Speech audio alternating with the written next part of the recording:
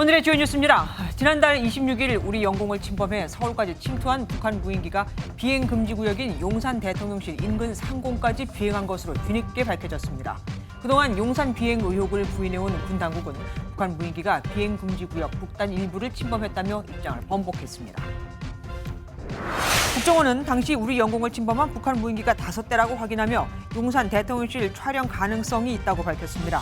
북한이 보유한 무인기는 최대 6m 정도의 소형 무인기 500여 대로 공격형 무인기도 소량 보유하고 있는 것으로 추정됐습니다. 오늘부터 중국발 입국자는 출국 전 PCR 검사를 받고 음성 확인이 돼야 우리나라로 들어올 수 있습니다. MB 취재 결과 중국발 입국자 가운데 확진자가 7명 나온 것으로 포착됐는데 PCR 검사가 5시간 걸리는 걸 감안하면 확진자는 더 나올 것으로 보입니다. 위조한 의사 면허증으로 28년간 60곳이 넘는 병원에서 의사 행세를 한 60대 남성이 재판에 넘겨졌습니다. 검찰은 무등록 진료 행위를 하게 한 병원장 8명도 불구속 기소했습니다. 세계 최대 IT 가전 박람회인 CES가 우리 시간으로 내일 새벽 미국 라스베이거스에서 열립니다. 우리나라 기업은 전체 3,100여 개 업체 중 500여 개가 참여한 가운데 초연 결과 고객 편의 강화를 화두로 제시했습니다.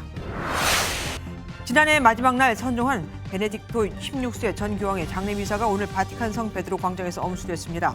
프란치스코 교황이 장례미사를 직접 주관한 가운데 전 세계에서 모인 수만 명의 조문객이 베네딕토 16세의 마지막 길을 배웅했습니다.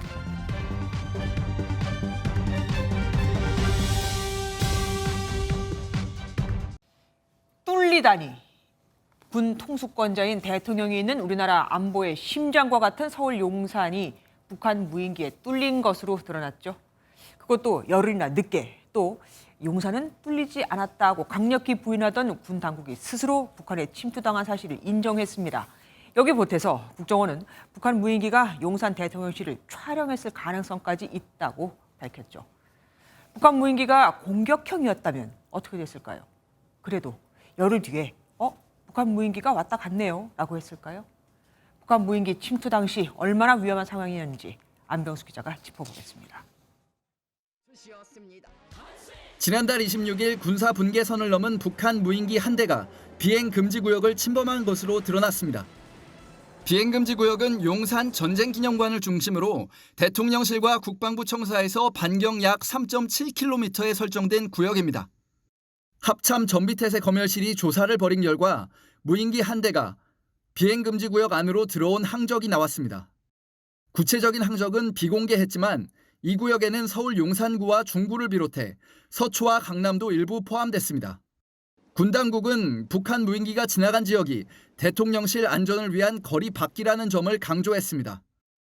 비행 금지 구역 북부를 일부 지나가기는 했지만 대통령실에서 반경 3km 이내 상공까지 다가오지는 않았다는 겁니다. 일각에선 적의 무인기를 판독하고도 의도적으로 발표를 하지 않았을 가능성이 언급됩니다.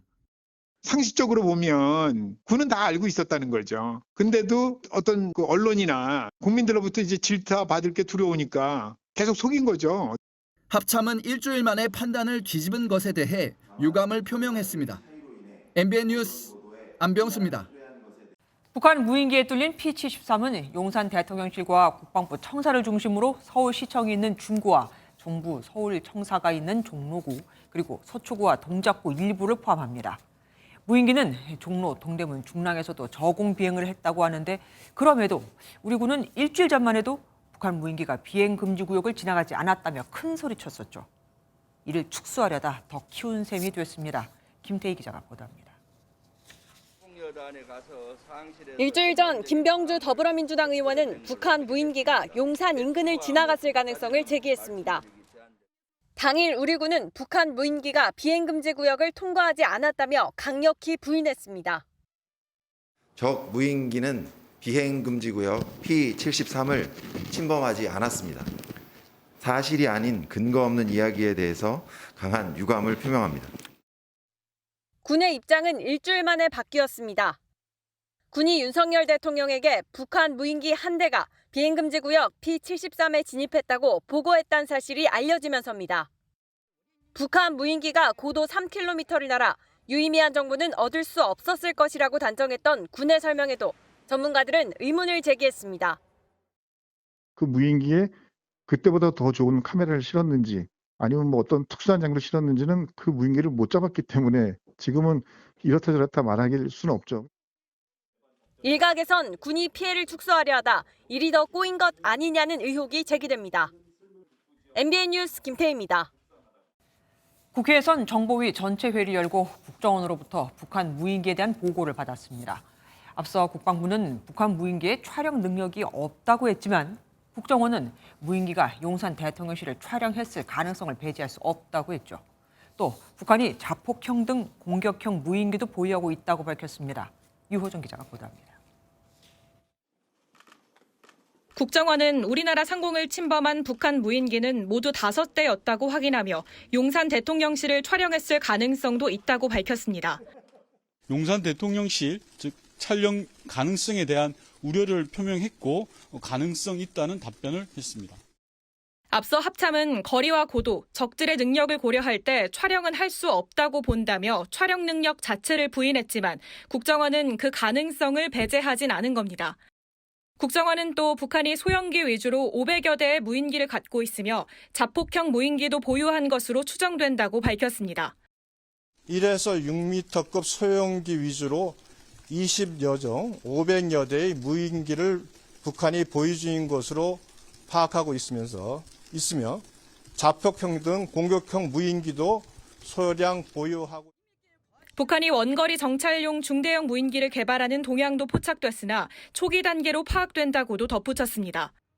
최근 북한의 지속적인 도발에 대해선 긴장 관계를 보여주기 위한 의도적 도발로 보고 있다고 설명했습니다. MBN 뉴스 유호정입니다.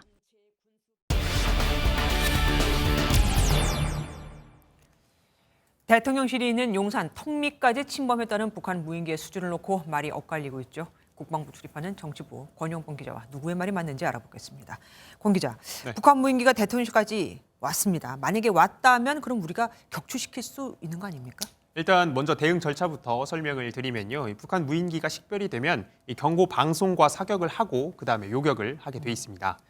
군 당국은 무인기가 대통령실까지 오기 전에 충분히 요격할 수 있다는 입장인데요. 무인기 종류에 따라 우리 군의 타격 및 감시 자산을 상세하게 나눠서 대응을 한다는 겁니다. 구체적으로 어떤 자산으로 어떻게 대응할 수 있는지 물어봤는데 군사 보안상 이유로 밝히지 않았습니다. 네. 그러니까 자신은 있는데 뭐로 대응할진 말할 수가 없다는 거죠. 하지만 전에는 우리 군이 왜 국민에게 피해가 갈까 봐 요격을 못했다고도 했었는데 또 이거는 뭐 되나 봅니다. 어쨌든 결국 대응 공백이 발생한 건 맞잖아요. 네, 그렇습니다. 이번 사태로 북한 무인기에 대한 우리 군의 방어 체계의 한계가 드러났죠. 그래서 대안으로 꼽히는 게 이 소형 무인기 대응 체계인데요. 이 방해 전파로 무인기 작동을 교란, 중단하는 소프트킬 방식 무기입니다. 방위사업청은 개발 기간을 통상적인 기간인 48개월에서 38개월로 9개월 단축을 해서 2026년 1월까지 완료할 계획이고요. 상용 전파 교란, 재밍 방식이 적용된 휴대용 소형 무인기 대응 체계는 내년에 바로 전력화를 진행할 예정입니다. 네. 하지만 대응 체계가 자리 잡을 때까지 북한 무인기에 대한 우리 군의 전력 공백은 불가피해 보입니다. 뭐 소 잃고 외양간 고치는 거겠지만 그래도 북한 무인기 침범에 대응하는 방공 훈련도 합동을 했다면서요. 네, 그렇습니다. 우리 군의 무인기를 가상 적기로 띄워서 이를 탐지하고 추적하는 훈련이었는데요. 공중전력 약 50대가 참가를 해서 2시간 정도 시행됐습니다. 서부는 경기 파주시와 서울 동부권, 동부는 강원 양구군과 인제군, 속초시 등으로 나뉘어 진행이 됐는데요. 앞서 말씀드린 재밍 방식을 활용한 드론건 운용 인원도 훈련에 참가했습니다. 다만 드론건은 현재 우리 군이 시험용으로 들여온 상태라 정식 편제 장비는 아닙니다. 우리는 아직 전력화하지 않았다고 했으니까요. 네, 그렇습니다. 야당도 움직였죠. 네, 그렇습니다. 더불어민주당 소속 국방위원들이 무인기 대응 부대를 방문을 한 건데요. 발칸과 천마가 배치된 방공포대를 둘러보고 방공 대비 태세를 점검했습니다. 이들이 방문한 부대는 육군 수도방위사령부 예하 1방공여단입니다. 수도 서울 사수, 이게 임무인 부대인데요. 현장을 방문한 김병주 더불어민주당 의원은 이번 사태에 대해 경호작전 실패이자 위기관리 실패라고 지적을 했습니다. 북한이 무인기를 보낸 이유가, 목적이 뭘까요? 과연 용산 대통령실을 촬영하는 거였을까요? 네, 다들 그 부분이 제일 궁금하실 텐데요. 이 무인기가 정확히 어떤 목적으로 내려왔는지 현재로선 섣불리 장담하기가 좀 어렵습니다. 군 당국도 이를 정밀 분석 중이고요. 다만 북한 무인기가 정찰 목적으로 내려왔고 과거보다 기술적으로 진보했을 것이란 분석이 나옵니다. 실제로 용산 대통령실까지 촬영했을 가능성도 충분히 있는 거죠. 전문가 의견 들어보겠습니다. 최근에 북한 또 나름대로 이런 그 무인기의 기술이 발전돼 가지고 아마 촬영 즉시 전송되는 그런 기계를 가지고 있는 것으로 분석합니다. 북한이 이번에는 뭐 아니었다고 하지만 다음에는 공격형 무인기를 보낼 수 있는 거 아닙니까? 네, 그렇습니다. 앞서 리포트에서 보셨듯이 일단 국정원은 북한이 공격형 무인기도 소량 보유하고 있다고 이렇게 보고 있는데요. 전문가들은 우크라이나 전쟁에서 쓰인 이란제 자폭 무인기 정도는 북한도 만들 수 있는 걸로 보고 있습니다. 북한과 우리의 물리적 거리가 멀지 않은 만큼 타격도 충분히 가능하다는 겁니다. 작은 덩치의 무인기라 하더라도 수백 킬로미터를 비행하는 것은 수월한 일이기 때문에 남쪽 지역까지도 북한 무인기에 대한 대응책을 세워야 된다고 봅니다. 이제라도 대응책을 세우게 해줬으니 북한에 고마워해야 되는 걸까요? 지금까지 권영봉 기자와 함께했습니다. 윤석열 대통령이 북한 무인기 등이 재침범하면 9.19 남북 군사합의 효력 정지를 검토하라고 지시했다고 어제 전해드렸죠. 2018년 4월 문재인 당시 대통령이 평양 공동선언을 했고 그 부속 합의서로 만들어진 게 바로 9.19 군사합의입니다. 만약 9.19 군사합의의 효력이 정지되면 그럼 대북 확성기 방송을 할 수 있을까요? 대중가요, 라디오 방송, 대북 뉴스를 트는 심리전, 이걸 북한이 아주 싫어하거든요. 황재원 기자가 보도합니다. 통일부가 9.19 군사합의가 무효화되면 2018년부터 중단된 대북 확성기 사용을 재개할 수 있을지 법률 검토를 하고 있다고 밝혔습니다. 현재 남북관계발전법 24조에 확성기 사용이 금지돼 있는데 군사합의가 파기되면 이 조항도 적용되지 않는지 분석 중이라는 것입니다.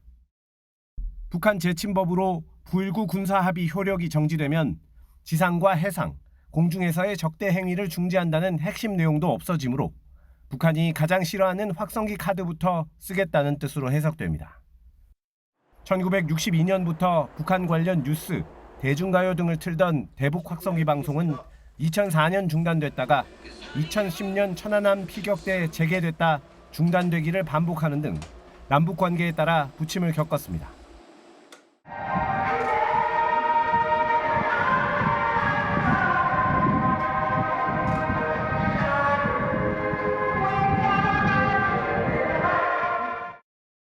또 군사합의에 의해 중단된 군사분계선 5km 안 포병 사격 훈련, 군사분계선 10km 내 회전익 항공기 비행도 재개될 수 있고 당시 부쉈던 비무장지대 감시 초소도 재건될 수 있습니다.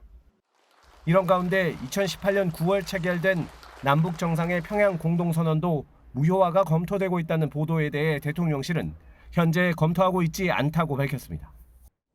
다만 적대 관계를 해소하자는 내용의 평양 공동선언을 어떻게 구체화할지를 적은 문서가 9.19 군사합의서인 만큼 두 합의의 무효화를 함께 검토할 수밖에 없다는 분석도 나옵니다. MBN 뉴스 황재현입니다. 국정원은 북한 군서열 1위인 박정천 전 당 중앙군사위 부위원장이 문책성 이유로 교체됐다고도 보고했습니다. 북미 정상회담을 주도했던 리용호 전 외무상이 숙청된 사실도 확인이 됐습니다. 강영호 기자가 보도합니다. 국정원은 최근 박정천 전 노동당 중앙군사위 부위원장의 해임 배경이 전비태세 미흡 등 문책성 인사인 것으로 파악했습니다. 군부 서열 1위인 박 전 부위원장뿐 아니라 군 수뇌부가 대거 교체됐는데 국정원은 김정은 국무위원장의 군 장악력 제고 목적으로 해석하고 있습니다. 전비태세의 미흡, 또 군 지휘통솔 부진 등 문책성으로 보고 있으며 이를 계기로 군 수뇌부를 일거에 교체한 배경에 군 장악력 제고의 목적도 있는 것으로 지금. 외신을 통해 전해진 리용호 전 외무상의 숙청 역시 사실로 확인됐습니다. 다만 처형 여부나 구체적인 숙청 배경은 확인되지 않았습니다. 이용호 전 외무상 관련해서 숙청 여부는 확인되나 처형 여부는 확인되고 있지 않았다라고 확인했습니다. 지난해 11월 ICBM 시험 발사 등 군 주요 행사에 동행하고 있는 둘째 딸 김주애와 관련해선 김 위원장의 세습 의지를 보여주고 있는 것으로 국정원은 파악하고 있습니다. 다만 김주애가 김 위원장의 후계자라는 판단은 하지 않는 것이 좋다는 의견이 있는 것으로 전해졌습니다. 최근 비밀경찰서를 운영한다는 의혹을 믿고 있는 서울 송파구의 중식당과 관련해선 주인의 해명이 사실과 다른 부분이 많다고 국정원은 밝혔습니다. MBN 뉴스 강영호입니다. 전국 농촌 어르신들을 울린 절도범이 드디어 붙잡혔습니다.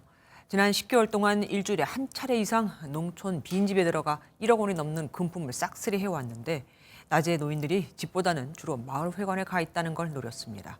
강세홍 기자입니다. 농촌의 한 집 앞에서 서성이는 남성. 어디론가 사라지는가 싶더니 집 안에서 나옵니다. 집에 아무도 없는 것을 확인한 뒤 창문을 통해 들어가 금품을 훔친 겁니다. 왜 농촌을 범행 대상으로 삼으셨어요? 지난해 3월부터 최근까지 60여 차례, 일주일에 한 차례 이상 농촌 빈집을 털었습니다. 피해 금액은 1억 원이 넘습니다.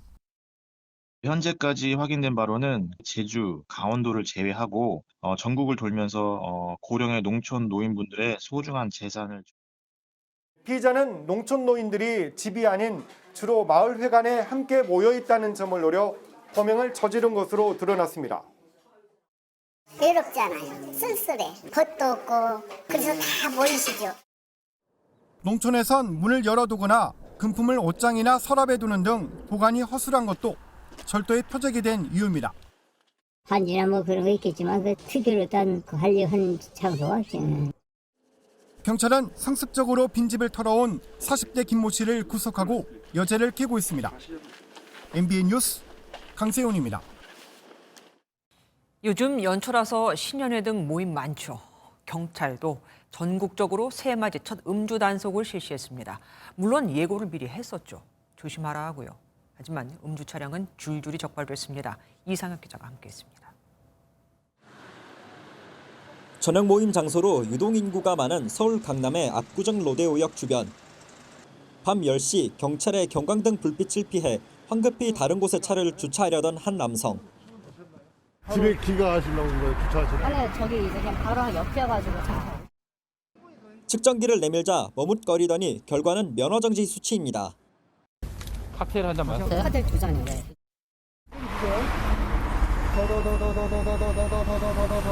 됐습니다. 0.042 나오셨어요. 정지 수치예요. 비슷한 시각 유흥가가 밀집한 신사파출소 인근에서도 만취한 여성의 운전대를 잡았습니다. 0.163 면허 취소 수치 나오셨어요. 이거에 이 수치의 결과가 이제가 피보시 수치세요. 새해 첫 단속 예고에도 줄줄이 음주 차량이 적발됐습니다. 연말에도 음주 단속이 많지만 연초에도 음주 운전자가 많아서 저희들이 단속을 안 할 수가 없습니다.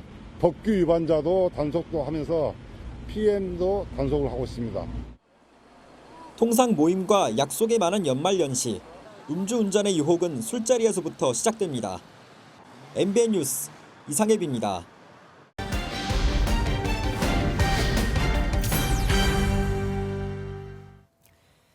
참사가 발생한 이태원역 앞 추모 공간이 없어지면서 현재는 녹사평역에서 임시 분향소가 운영되고 있는데 이곳을 대신할 추모 공간 문제로 이견이 큽니다. 아무래도 유족들은 일상 공간에 마련하기를 바라고 정부나 지자체는 일상에 방해가 안 되기를 바랄 테니까요. 어디에 어떻게 마련할지 과거 삼풍백화점 사고와 세월호 참사 또 미국의 9.11 테러 사례를 참고해 보면 어떨까요? 이혁재 기자가 포커스M에서 짚어보겠습니다.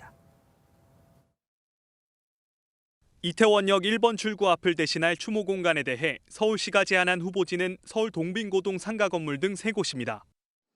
임시 추모 공간을 놓고도 유족과의 이견이 큰데 상설 운영 공간 조성 논의는 아직 꿈도 못 꾸고 있습니다.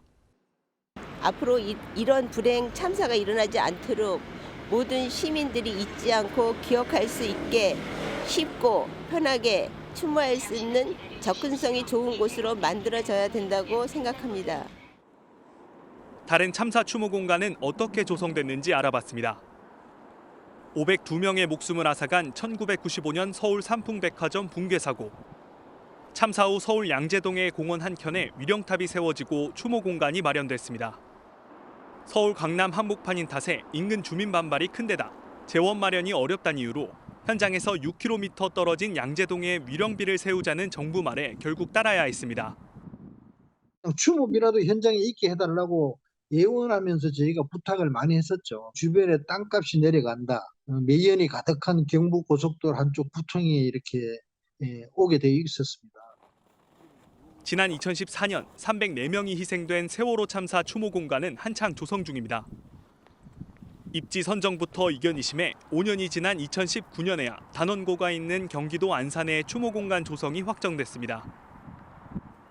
유원지에 7,000평가량 휴식 공간도 만들어 2년 뒤면 준공이 될 예정입니다. 우리 아이들이 여기 와서 그림대회도 할 수 있고 가족 단위도 소풍도 또 올 수 있고 마을 분들이 운동도 하고 그러시거든요. 또 여기 와서 잠깐 쉬어갈 수도 있는 그런 공간으로 만들려고 하고 있습니다. 지난 2001년 3,000명 가까이 숨진 미국 9.11 테러 사건의 추모 공간은 테러로 무너져 내린 그라운드 제로 공간에 마련됐습니다. 미국 사회가 오랜 논의와 합의를 거쳐 10년 만에 테러 현장엔 인공폭포와 박물관 등 추모 공간이 조성됐고 현재는 세계적인 명소가 됐습니다. 전문가들은 한국판 그라운드 제로가 나와야 한다고 제안합니다.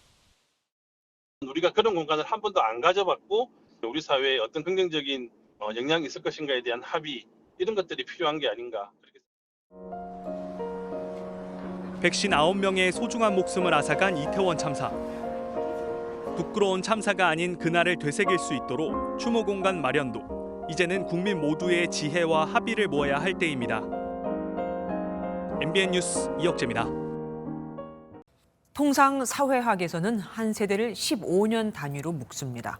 또 언론은 각 세대에 별칭을 붙이죠. 요즘 익숙한 MZ세대는 1980년에서 1994년에 태어난 밀레니엄 세대와 그 다음 15년 동안 태어난 Z세대를 묶어서 표현하는 말인데 Z가 알파벳 마지막 글자죠. 그렇다 보니 2010년부터 태어난 사람은 다시 처음으로 돌아가서 알파 세대라고 부릅니다. 태어날 때부터 스마트폰이 존재했고 인공지능이나 가상인간을 어색해하지 않는 그야말로 디지털로 숨쉬는 세대입니다.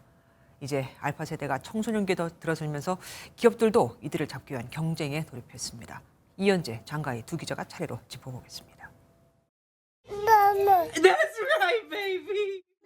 태어나서 처음 한 말은 대개 엄마죠. 하지만 엄마가 아닌 구글의 인공지능 비서인 알렉사를 부르며 입을 뗀 아기가 있습니다. 2018년 영국에서 소개된 일화입니다. 태어날 때부터 스마트폰이 이미 있었고 인공지능 스피커와 대화하는 게 자연스러운 아이들이 바로 알파 세대입니다.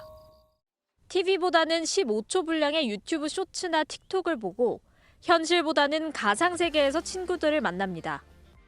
가상현실 플랫폼 제페토의 경우 이용자 절반 이상이 알파 세대인데 MZ세대도 새롭게 느껴지는 새로운 디지털 서비스의 주 사용자층입니다.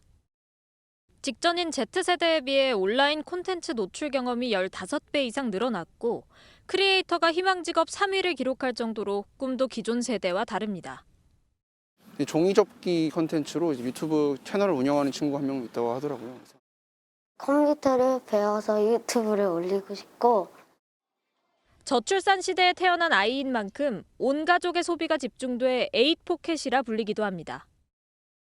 기성세대와는 좀 다르게 가상세계 그리고 어떤 가상현실을 스스로 창조해내고 만들어내는 자녀들이다라고 생각해 주시면 좋을 것 같습니다. 말이나 글보다 디지털 기기 사용법을 먼저 배우고 초등학생 때부터 컨텐츠를 제작하는 디지털 신인류 알파 세대. 이들이 사회에 미칠 영향이 얼마나 클지 주목됩니다. MBN 뉴스 이현재입니다. 날 때부터 디지털 친화적인 알파 세대는 또래 문화를 선도하는 유튜버가 되기도 하고 코딩을 배워 문제를 창의적으로 해결하기도 합니다. 컴퓨터에 명령어만 입력하면 사물의 움직임도 자신이 원하는 대로 조종할 수 있습니다. 농구, 축구 모든 종목도 다 하고 로봇으로 코딩을 하면 그 취미도 생기고 게임 만드는 사람도 될 수 있고 공부 막 많이 해야 하는 건 아니에요. 재밌어요. 한 메타버스 플랫폼에 등록된 수천만 개의 게임도 전 세계 초등학생들의 코딩 결과물입니다. 알파 세대의 놀이터가 된 메타버스에는 기업들의 진출도 활발합니다.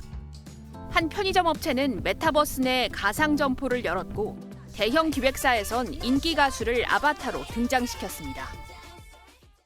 10대 초반이지만은 잘하게 되면은 엄청난 소비 계층이 될 것이고 AI에 매우 친화적인 그러한 세대라고 보기 때문에 매우 중요한 의미가 있다고 봅니다. 2025년 22억 명에 이를 것으로 보이는 이들을 통해 향후 10년과 그 너머를 내다볼 수 있을 것이란 분석입니다. MBN 뉴스 장가입니다. 바다나 산 또는 강에 유골을 뿌리는 걸 산분장이라고 하죠. 많이들 하고 있고 또 앞으로 하겠다는 분도 많고요. 하지만 이 산분장은 아직도 공식적으로 인정되는 장례 형식이 아닙니다. 지금은 불법도 합법도 아닌 상황인 거죠. 정부가 산분장을 명확히 규정해 이용률을 지금의 3배 이상으로 높이겠다고 밝혔습니다. 최희지 기자가 보도합니다. 인천 연안부두의 선착장. 검은색 옷을 입은 유족들이 유골함을 들고 배 위에 오릅니다. 지정된 위치로 이동을 하겠습니다. 바다에 유골을 뿌리는 해양장을 치르기 위해서입니다. 서울 시립승화원에 마련된 유택동산. 여러 사람의 유골을 하나의 유골함에 모아두었다가 일정량이 차면 함께 산에 묻습니다. 두 장례 방식처럼 화장한 유골을 산이나 바다, 강에 뿌리는 것을 산분장이라고 부릅니다. 드라마나 영화에서는 자주 접할 수 있었지만 실제로는 관련 규정이 없어 합법으로도 불법으로도 부를 수 없는 상황이었습니다. 결국 정부가 2027년까지 산분장을 제도화하고 이용률도 현재 8.2%에서 30%까지 높이기로 했습니다. 이 수요를 좀 대응을 할 수 있어야 될 것 같고 현재 장사 등에 관한 법률에는 뿌리는 개념이 들어있지 않아서 최근 설문에서도 1인 가구 4명 중 1명은 산분장 방식을 원해 수요가 늘고 있습니다. 봉안당이라든가 그다음에 뭐 수목장 그리고 그 잔디장 이런데 그 사설 같은 경우는 비용이 상당히 많이 좀 지금 들어가고 있는데 그거에 비한다면 굉장히 좀 그 저렴한 편에 속합니다. 정부가 예측한 한 해 사망자 수는 2020년 31만 명에서 2070년에는 70만 명. 복지부는 산분장 추진에 더해 매장 문화를 화장 문화로 바꾸기 위해 화장로를 52기 더 만들기로 했습니다. MBN 뉴스 최희지입니다. 의사 면허증을 위조해 무려 60곳이 넘는 병원에서 의사 행세를 한 남성이 적발됐습니다. 어떻게 이게 가능하냐고요? 병원엔 미등록 고용의사라고 해서 의무기록 시스템에 의사를 입력하지 않고 채용하는 방법이 있거든요. 병원들이 고용보험 가입 등 비용을 아끼려고 쓰는 수법인데 이 덕에 이 남성은 28년간이나 의사 행세를 할 수 있었습니다. 가족도 다 평생을 남편이 아버지가 의사라고 믿고 살았죠. 윤기란 기자가 보도합니다. 60대 A씨가 한 병원에 보낸 의사 양력입니다. 자신을 정형외과 전문의라고 소개하고 인공관절 수술이 전문 분야라고 적었습니다. 모두 가짜 정보인데 A씨는 버젓이 해당 병원에 고용돼 의사 행세를 했습니다. 의대생이었던 A씨는 학교를 졸업했지만 의사 면허증을 따지 못했습니다. 면허증 없이는 의료 행위를 하지 못하자 A씨는 1995년부터 면허증을 위조하고 가짜 위촉장까지 만들어 병원에 취업했습니다. A씨는 최근까지 서울과 경기도 수원 등 전국 60여 개 병원에서 가짜 의사 생활을 해왔습니다. 해당 병원들은 A씨가 실제로 의대를 졸업한 점만 보고 위조 면허증 등을 의심하지 않았던 것으로 알려졌습니다. 여기에 병원들이 고용보험료 등 비용을 아끼려고 A씨를 미등록 고용의사로 단기 채용해 병원장 명의로 진료하게 한 것도 사기 행각이 이어지게 한 요인입니다. 28년 동안 진료는 물론 수술 행위까지 한 A씨는 술을 마시고 수술하다 환자를 다치게 한 뒤 급하게 합의하기도 한 것으로 조사됐습니다. 병원에서는 적어도 해당 의사가 환자를 치료하도록 해야 되는데 병원장의 면으로 치료하게 하는 것 자체가 불법이고 윤리상의 문제가 있는 겁니다. A씨를 구속 기소한 검찰은 A씨를 미등록 고용한 종합병원과 개인 병원 병원장 8명도 불구속 상태로 재판에 넘겼습니다. 병원들의 의사 미등록 고용 실태를 전수조사하기로 한 검찰은 보건복지부와 대한의사협회에 의사면허 검색 시스템 등에 대한 제도 개선을 건의할 방침입니다. MBN 뉴스 윤기란입니다.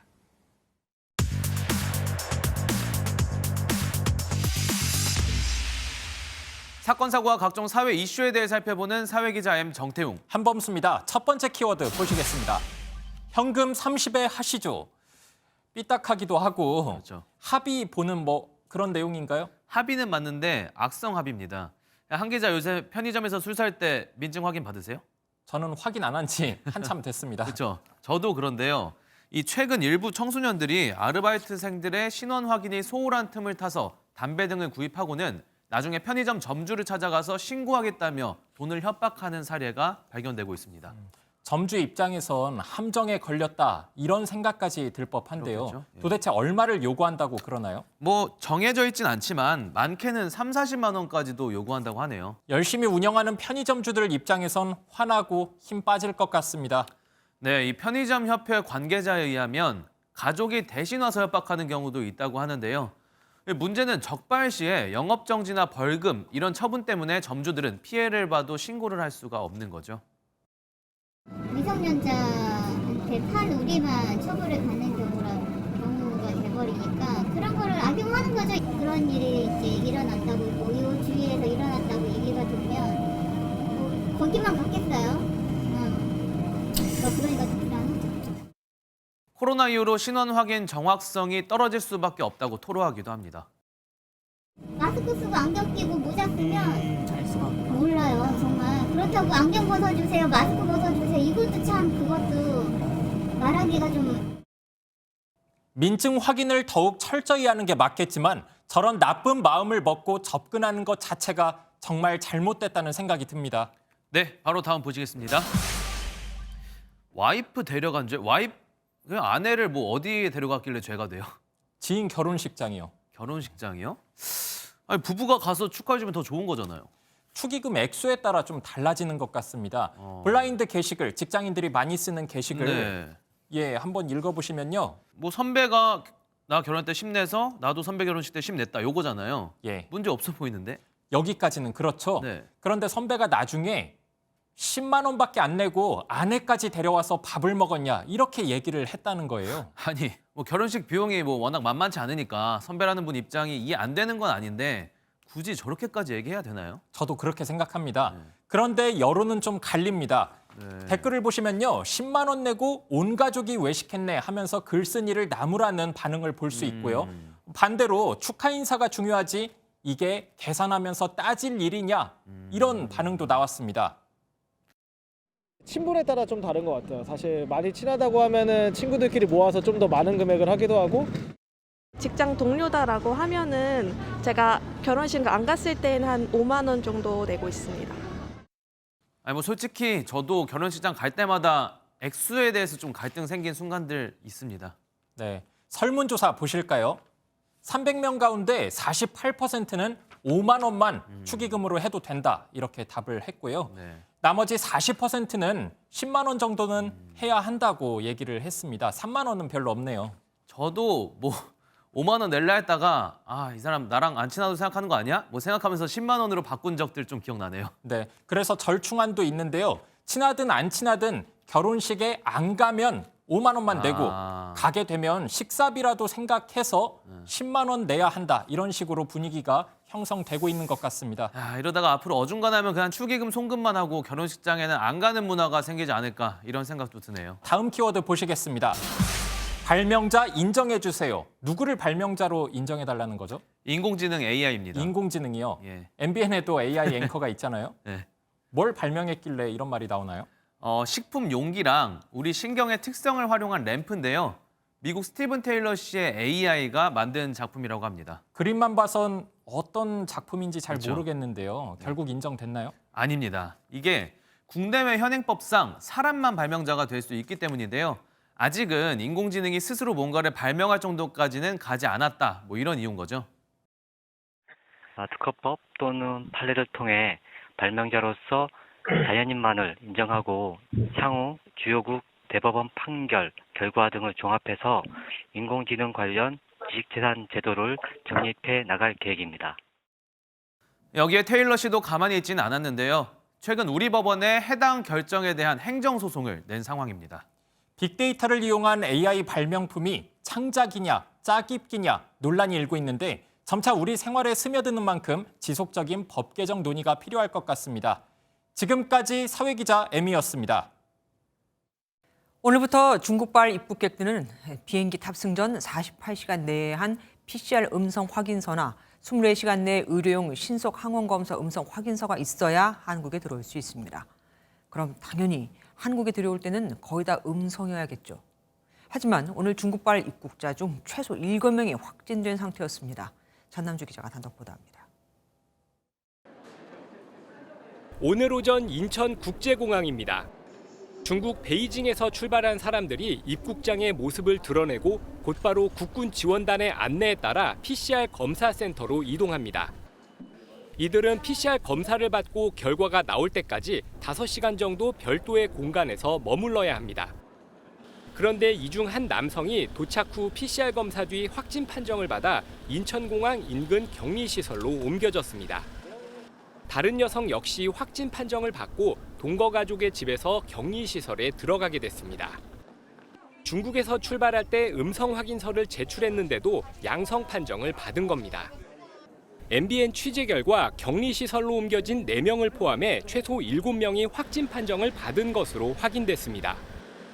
오후에 도착해 PCR 검사를 받고 대기 중인 사람들까지 고려하면 확진자는 더 늘어날 가능성이 큽니다. 중국발 입국객의 양성률은 지난 2일 20%에서 어제 기준 31.5%로 계속해서 높아지는 추세입니다. 출발 전 음성이 확인된 사람만 국내로 들어와 양성률은 이제 떨어지겠지만 도착 후 확진자가 나오면서 중국발 코로나 확진자는 계속 이어질 전망입니다. MBN 뉴스 전남주입니다. 지금부터는 대한민국 경제의 명과 암을 살펴보겠습니다. 먼저 조선업 분야입니다. 대한민국 경제 발전을 이끌었던 조선업이 이제 오랜 침체를 벗어나 부활하는 걸까요? 지난해 전 세계 발주량의 37%를 수주하며 5년 만에 최대 수주 점유율을 기록했습니다. 다시 문을 연 조선소에는 근로자들이 돌아오며 지역 경제도 활기를 띠고 있습니다. 이교욱 기자가 현장 취재했습니다. 전북 군산시의 한 조선소입니다. 컨테이너선 건조에 필요한 격벽을 용접하고 운반하는 작업이 한창입니다. 군산 조선소가 지난해 10월 부분 재가동에 들어간 이후 제작한 첫 격벽입니다. 군산 조선소는 2008년 가동을 시작해 지역 경제의 4분의 1을 담당하다가 2017년 수주 급감으로 문을 닫았었는데 5년 만에 기지개를 켰습니다. 최근 선박 수주가 증가하면서 군산 조선소도 다시 문을 연 건데 한국조선해양은 지난해에만 197척을 수주했습니다. 최대 4천여 명에 달했던 근로자들은 일자리를 찾아 전국으로 뿔뿔이 흩어졌다가 다시 돌아오고 있습니다. 정상화에 속도를 내면서 침체됐던 주변 상권이 살아나고 있습니다. 2018년 한국 GM 군산 공장까지 폐쇄되면서 군산 인구가 급감했었는데요. 조선소 재가동 소식에 시내는 조금씩 활기를 되찾고 있습니다. 예전에 비해서 이렇게 시내로 나오면은 사람도 많고 좀 더 북적북적해서 더 약간 기분이 좋아요. 우리 조선업계가 지난해 수주한 물량은 전 세계 발주량의 37%, 2018년 이후 4년 만에 최대 수준입니다. 대형 LNG 운반선 등 고부가 가치 친환경 선박에서는 점유율 1위를 달성했습니다. 오랜 침체에 신음하던 조선업이 회복 조짐을 보이자 정부는 총력 지원에 나서기로 했습니다. 용접공이나 도장과 같은 생산 인력이 없어서 사실 어려움을 많이 겪고 있습니다. 꼭 필요한 인력은 국내에서 공급할 수 있는 그런 기반이 마련되어야 되겠습니다. 3년치 일감을 확보한 조선소가 모처럼 부활의 기지개를 켜고 있습니다. MBN 뉴스 이교욱입니다. 국민의힘 당권 주자들 사이에서 이른바 교통정리가 시작됐습니다. 권성동 의원은 불출마를 선언했죠. 김기현 의원은 친윤 그룹이 집결한 한 행사에서 단독 연사로 나서며 김장연대, 그러니까 장재원 의원과 이미 말을 맞춘 듯하죠. 친윤계의 김기현으로의 단일화 가능성이 커지고 있습니다. 김현 기자가 보도합니다. 국민의힘 배현진 의원의 지역구 신년 인사회에 김기현, 나경원, 안철수 등 여당 당권 주자들이 일제히 참석했습니다. 특히 김장연대의 장재원 의원과 이철규 의원 등 친윤계 의원 29명이 집결했는데 김기현 의원이 홀로 연사에 나서고 지지자까지 모이면서 출정식을 방불케 했습니다.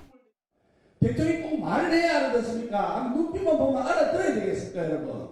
눈빛을 안 봐도 마음과 마음이 통할 수 있는 그런 당이 돼야 된다. 김기현! 이런 가운데 친윤 권성동 의원이 오늘 불출마를 선언하면서 친윤계가 김기현 의원을 중심으로 한 단일화에 나섰다는 분석이 나오고 있습니다. 저는 이번 전당대회에 출마하지 않습니다. 대통령의 최측근이 지도부에 입성할 경우 당의 운영 및 총선에 불필요한 오해의 소지가 있습니다. 당 지지층을 대상으로 한 각종 여론조사에서 수위를 달리는 나경원 저출산 고령사회위원회 부위원장의 출마 여부가 관건인데 말을 아꼈습니다. 아직 여러 가지 다 좀 고루고루 생각해 보겠습니다.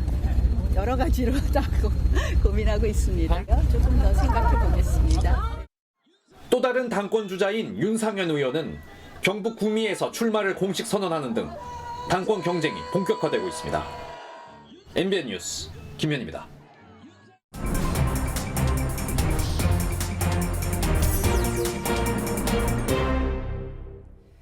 정치권 소식 알아보는 정치톡톡 시간입니다. 신재우 기자와 함께합니다. 어서 오십시오. 장재원 의원과 함께 윤핵관 투톱으로 불리던 이 권성동 의원이 불출마를 선언했습니다. 그럼 여기에 윤심이 작용했다 이렇게 봐도 될까요? 네, 많은 기자들의 관심도 이 부분에 집중됐습니다. 하지만 당사자인 권 의원은 물론 장재원 의원도 부인했습니다. 대통령과 논의할 사항이 아니고요. 제가 스스로 결단을 내린 겁니다. 본인의 고독한 결단이었죠. 윤석열 정부 성공을 위한 충정이라고 생각합니다. 이 같은 부인에도 교감이 있었던 것 아니냐는 관측이 이어집니다. 당초 권 의원은 내일 출마 선언을 계획하고 있었는데요. 한 국민의힘 관계자는 윤심의 재가를 받지 못한 것 같다 이렇게 이야기했습니다. 뿐만 아니라 여론도 고려하지 않았을까요? 네, 실제로 최근 국민의힘 지지자를 상대로 조사한 여론조사에 따르면 권 의원의 지지율은 좀처럼 치고 나가지 못했습니다. 김기현 의원이 장재원 의원과 연대하고 지난해 말 윤 대통령과 따로 만찬을 하는 등 윤심을 먼저 잡았다 이런 평가가 나오면서 친윤 당원 표심이 김 의원에게 쏠린 것으로 보이는데요. 지지율 격차가 좁혀지지 않다 보니 권 의원이 다른 친윤 후보와 경쟁할 명분이 사라지면서 전격적으로 불출마를 선언했다는 분석이 나오고 있습니다. 그러면 권 의원을 지지하던 그 지지층은 어느 후보에게로 갈까요? 그 구도가 어떻게 바뀔지도 궁금합니다. 일단 권 의원은 누구를 지지한다고 말하진 않았습니다. 다만 불출마 선언에 대한 다른 당권 주자들의 반응을 보면 그 이해득실이 아마 느껴지실 겁니다. 한 명 한 명 들어보시죠. 네. 먼저 김기현 의원입니다. 같은 희생적 결단이 당의 단합을 도모하는 커다란 촉진제가 될 것이라고 보고 아주 높게 평가합니다. 윤심을 등에 업은 김기현 의원은 아무래도 친윤 당원표가 겹치는 권 의원 출마에 반색할 수밖에 없었겠죠. 다른 당권 주자 반응도 한번 들어보시겠습니다. 네.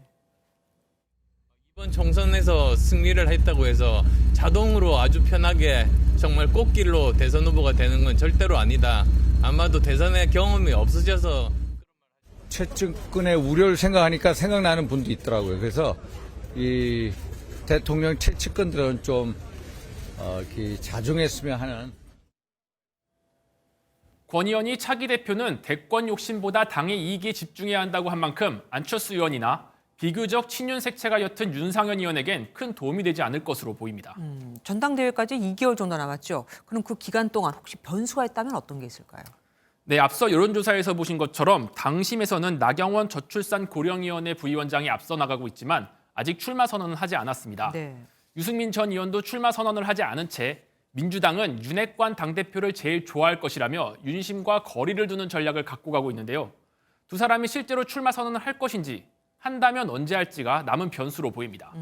그 전당대회 날 당대표를 뽑으면서 최고위원도 뽑지 않습니까? 경쟁이 시작됐다면서요.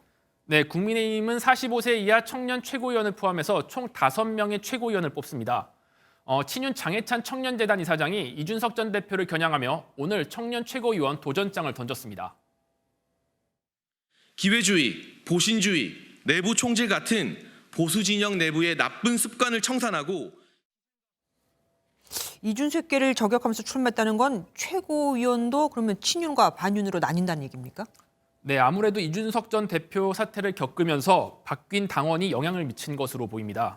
수정된 당원에 따르면 선출직 최고위원 5명 중 4명 이상이 사퇴 혹은 거리할 시 당 지도부가 해체될 수 있게 됐기 때문입니다. 거꾸로 말하면 5명 중 2명이 당대표와 밀접한 관계라면 지도부가 해체되는 상황을 막을 수 있다는 겁니다. 현재 친윤계에선 김정재, 박수영, 이용 의원이, 기윤계에선 허은하 의원, 김용태 전 청년 최고위원 등이 출마 여부를 저울질하는 것으로 알려졌습니다. 네, 고맙습니다. 신재우 기자와 정치톡톡 함께했습니다. 소멸 위기에 처한 지역을 되살리기 위해 도입된 고향사랑 기부제가 올해부터 시행되고 있습니다. 개인이 자기 거주지가 아닌 고향 등 다른 지방자치단체에 기부하면 지자체는 그 돈을 주민 복지에 사용하고 기부자에게는 세제 혜택과 답례품 같은 걸 제공하는 제도인데 만약 10만 원을 내면 전액 세액공제를 받고 3만 원 이내의 답례품도 받을 수 있으니 이익인 거죠. 지자체들마다 이색 답례품을 준비하는가 하면 유명인을 1호 기부자로 내세워 기부금 확보 경쟁을 벌이고 있습니다. 김영현 기자입니다. 충남 공주의 한 육가공 공장입니다. 한우를 부위별로 잘라내는 발굴 작업이 한창입니다. 올해부터 고향사랑 기부제가 시행되면서 충남 공주시가 답례품 중 하나로 특산품인 알밤을 이용한 한우를 준비한 겁니다. 많은 출향인분들의 기부가 이어지고 있어서 총 900만 원이 모금되었습니다. 공주시는 이제 답례품으로 총 17가지로 준비했고요. 연간 기부할 수 있는 최대 금액은 500만 원. 현 주소지를 제외한 전국 어느 지역이든 기부가 가능합니다. 기부자는 10만 원까지 전액 세액 공제와 기부액 30% 이내 답례품을 받을 수 있습니다. 기부자들의 마음을 사로잡아야 하다 보니 이색 답례품도 등장하고 있습니다. 전북 무주군은 벌초대행 서비스를, 전남 영안군은 천하장사와 식사권을 답례품으로 내놨습니다. 앞다퉈 유명인을 1호 기부자로 내세우기도 합니다. 충북 옥천군의 방송인 이미주 씨가 기부금을 냈고 광주 북구에는 방탄소년단 멤버 제이홉이 기부 동참 의사를 밝혔습니다. 기부금은 모두 지자체 기금으로 편성돼 주민 복지와 지역 문화예술 사업 등에 쓰입니다. 재정이 굉장히 열악하지요. 세수가 부족하기 때문에 기부금은 우리 지역 발전을 위해서 아주 많은 도움이 될 것으로. 하지만 기부금 확보가 자칫 과잉 경쟁으로 이어질 경우 정작 지자체들의 기부금 활용 방안은 뒷전으로 밀릴 수 있다는 지적도 나옵니다. 경쟁이 치열해지면 사실 그것이 무색해질 수 있습니다. 소외돼 있던 지역의 문제를 해결하는 형태로 이 고향사랑 기부제가 나아가야 하지 않을까. 고향사랑 기부제가 소멸 위기에 놓인 지방도시의 생기를 불어넣어 다시 살려내는 묘안이 될지 관심이 모아지고 있습니다. MBN 뉴스 김영현입니다. 세계 최대 가전 전시회죠. CES가 우리 시각으로 내일 새벽 미국 라스베이거스에서 열립니다. 코로나로 3년 만에 구글 등 빅3도 참가를 했죠. 세계 최초로 선 없이 연결되는 대형 TV, 스마트폰으로 색상을 바꾸는 냉장고, 회사가 다른 제품도 하나로 연결하는 호환성 높은 기술까지 눈이 휘둥그레지는 CES에 김종민 기자가 미리 가봤습니다. CES 2030 행사장 일부가 사전 공개되자 수많은 취재진과 관계자들이 입장을 시작합니다. 코로나 영향으로 축소됐던 지난해에 비해 전시장 규모는 50% 넓어졌고 참여 기업도 3,100여 개로 1,000개나 늘었습니다. 구글과 아마존, 마이크로소프트도 전시장을 마련하고 귀환을 알렸습니다. 올해 CES 전시에 나선 기업들은 고객 편의 강화와 초연결을 화두로 제시하고 있습니다. LG전자는 휘어지는 올레드 디스플레이 260장으로 만든 거대 영상 구조물로 부스를 꾸몄고 세계 최초로 주변 기기와 선 없이 연결되는 대형 TV를 공개했습니다. 무선 OLED는 완벽하게 선을 그래서 더욱더 큰 몰입감과 자유로움을 드릴 수 있는 그런 TV라고 보시면 될 것 같습니다. 또 스마트폰으로 색상을 자유롭게 바꿀 수 있는 냉장고도 선보였습니다. 삼성전자는 가전제품의 연결에 초점을 맞췄습니다. 부재 중 집의 창문이 열리면 창문에 설치된 센서가 작동하고 TV는 집안 모습을 찍어 집 주인에게 경고합니다. 삼성 제품 간 연결이 아닌 다른 브랜드의 제품 간 호환성을 강조했습니다. With so many new devices around us, we have focused on improving the connected experience. 올해 CES에는 15분 충전으로 400km를 달릴 수 있는 SK온 배터리를 비롯해 삼성전자가 46개, LG전자가 28개 혁신상을 받았고 우리 스타트업 기업들도 48개의 혁신상을 수상했습니다. 국내 기업은 미국 다음으로 많은 550여 개 업체가 참여해 앞으로 나흘 동안 갈고 닦아온 기술력을 뽐낼 예정입니다. 미국 라스베이거스에서 MBN 뉴스 김종민입니다. 지난달 선종한 베네딕토 16세 전 교황의 장례 미사가 바티칸 성 베드로 광장에서 시작됐습니다. 현직 프란치스코 교황이 장례 미사를 직접 주례하는데 전 세계에서 모인 조문객 수만 명이 마지막 길을 배웅했습니다. 우리나라에서도 갔죠. 서영수 기자가 보도합니다. 베네딕토 16세 전 교황의 시신이 안치된 관이 바티칸 성 베드로 광장으로 옮겨집니다. 관 위에 빨간색 성경 한 권이 놓이고 교황의 합창단인 시스티나 합창단의 성가와 함께 장례 미사가 시작됩니다. 프란치스코 교황이 미사를 주례하며 베네딕토 16세의 마지막 길을 축복했습니다. 베네딕토 16세가 바티칸 역사상 598년 만에 처음으로 생전에 퇴위하면서 현직 교황이 전임 교황의 장례 미사를 주례하게 된 건데 천주교회 2000년 역사상 두 번째입니다. 베네딕토 16세는 지난 2013년 건강상 이유로 사임한 뒤 모국인 독일로 돌아가지 않고 바티칸의 한 수도원에서 지내왔습니다. Ecclesiae tue famulum tuum benedictum, ineffabili tua dispositione praese voluisti. Presta quesumus, uqui filii tui vices gerebat in terris, ab ipso in gloria recipiatur aeterna. 장례 미사에는 유럽 각국 지도자와 사제 4,000명을 포함해 7만여 명이 모여 전 교황이자 60여 권의 책을 저술한 신학자 베네딕토 16세의 안식을 기원했습니다. Benedict XVI means, a solid rock for the church. He's a real inspiration for the seminarians of my generation, and we all read his works in seminary. 한국 천주교에서는 염수정, 유흥식 추기경과 정순택 대주교 등이 참석했습니다. 미사가 끝난 후 베네딕토 16세는 세 겹의 관으로 봉인된 뒤 역대 교황이 안장된 성 베드로 대성전 지하 묘지에서 영면에 들어갑니다. MBN 뉴스 서영수입니다. 매일경제신문사와 통일문화연구원이 공동 설립한 청소년 나눔 아카데미가 오늘 서울시 중구에 위치한 대안학교 여명학교에서 기부 행사를 열었습니다. 연구원은 지난해 12월부터 모은 모금액을 기부했고 졸업식을 맞이한 여명학교 학생들에게는 푸드트럭과 커피차를 제공했습니다.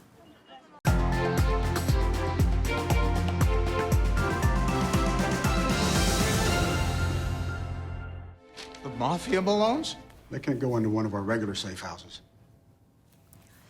보복 범죄를 당할 우려가 있는 증인이나 피해자를 감쪽같이 숨겨주는 미국의 증인 보호 프로그램은 철저하기로 유명합니다.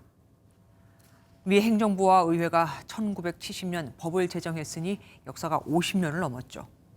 얼마나 꼼꼼한지 우리 주민등록에 해당하는 사회보장 카드와 운전면허증은 물론 출생, 혼인 등과 관련한 기록도 삭제하거나 위장 정보로 대체합니다.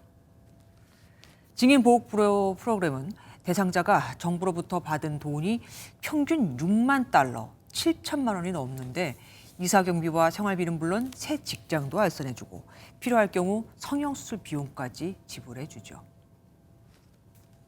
우리에겐 말 그대로 딴 나라, 먼 나라 얘기입니다. 지난 2일 경기도 안성에서 50대 남성이 전철을 흉기로 찔러 살해한 뒤 극단적인 선택을 했습니다. 이 남성은 지난해 8월 이미 전철을 폭행해 처벌받았고 전철은 신변보호 요청을 했지만 결국 변을 당했죠.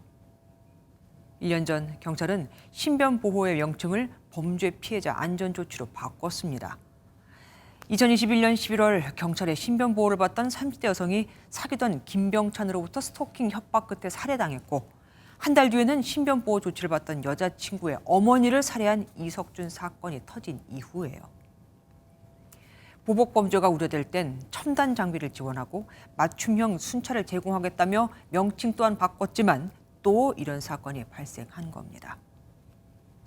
경찰청에 따르면 2018년 994건이었던 2차 신고가 2021년엔 7,240건으로 늘었다죠. 앞서 말씀드린 전 남편에게 살해된 여성은 혹 주소가 노출될까 맞춤형 순찰 지원과 스마트워치를 거부했고 112 시스템만 등록한 상태였다고 경찰은 주장하고 있습니다. 그런데 이건 엉성한 우리나라 신변보호 시스템을 시민들이 믿지 못하고 있다는 그 방증이 아닐까요? 이럴 땐 경찰, 그런 얘기로 책임을 떠넘기는 게 아니라 고개를 숙여야 하는 겁니다. 김주아의 그런데 오늘은 범죄 피해자 보호 유명무실이었습니다. 추위가 주춤한 사이 먼지가 쌓이고 있습니다. 게다가 내일은 황사까지 추가로 유입되면서 먼지 농도가 더욱 짙어지겠는데요. 강원 영동을 제외한 전국의 초미세먼지 농도는 종일 나쁨 수준에 머물겠습니다. 절기 소환인 내일은 전국에 눈비 소식이 나와 있습니다. 내일 낮 동안 제주부터 비가 시작돼서요. 퇴근길을 전후해서는 전국으로 눈이나 비가 확대되겠습니다. 눈발은 밤부터 더욱 붉어지겠습니다. 강원 내륙과 산지로 10cm 이상의 가장 많은 눈이 내려 쌓이겠고요. 경기 동부와 충북 북부, 경북 북부 내륙으로도 3에서 8cm, 서울에도 많게는 5cm의 눈이 예상됩니다. 바람도 강하게 불겠습니다. 서해안과 제주는 초속 20m 이상의 돌풍이 불겠고요. 또 비나 눈이 내리기 전까지 동해안 지역의 대기는 매우 건조하겠습니다. 내일이면 한파특보는 모두 해제됩니다. 전국적으로 오늘보다 3도가량 높겠는데요. 아침 기온 서울이 영하 3도, 대전 영하 4도 안팎으로 출발하겠고요. 남부지방은 대구가 낮 동안 9도까지 오르면서 일교차가 크게 벌어지겠습니다. 눈은 토요일 낮이면 대부분 그치겠습니다. 다가오는 주말 동안에도 큰 추위는 없을 전망입니다. 날씨였습니다. 안녕하세요. 김주하입니다. 공정하고 신속한 MBN 뉴스, 유튜브를 통해서도 만나보실 수 있습니다. 특히 더 많은 뉴스와 라이브를 보고 싶으시다면 오른쪽을 눌러서 구독하시면 됩니다. 어렵지 않죠? 빠르고 정확한 뉴스로 계속 찾아뵙겠습니다. MBN 뉴스를 시청해 주신 여러분 고맙습니다.